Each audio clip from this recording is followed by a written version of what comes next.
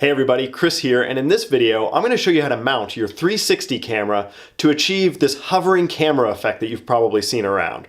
If you're not familiar, here's a little sample from a video I shot this week where I held the camera and it more or less appears like it's just hovering in front of me. I can pan all around and you don't see the camera mounting hardware. Now, I was holding the camera in this video, but you can use the same tips that I'm going to give you here to mount this camera to a bike or a car, for example.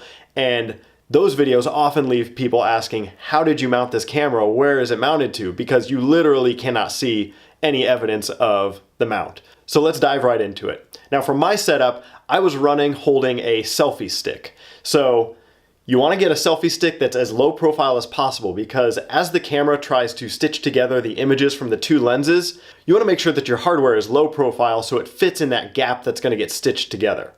Now the biggest point about mounting your camera for this kind of a setup is to make sure that it is simply in line with your selfie stick, because most people have a tendency to want to turn the camera to look at them because they want to look at a lens. That's how a lot of people are used to filming. But if you do this, you're not going to achieve the effect. It's going to show you all of this selfie stick. In order for the camera to effectively stitch out this selfie stick, it needs to be perfectly in line. So then as you film, it can feel a little odd because it appears like the camera is pointed upwards, but this is a 360 camera. It's seeing everything, so don't worry about that. All right, the other thing to keep in mind is that you want every single piece of your hardware to be as low profile as possible. So the Rylo comes with this nice low profile handle, which is really helpful because it's really thin and it gets stitched out perfectly.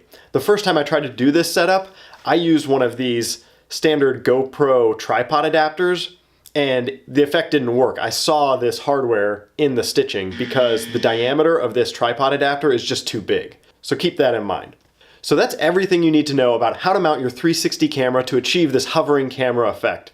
If you have any questions, please leave me a comment below and I will do my best to get back to them. Thanks for watching, and I'll see you next time.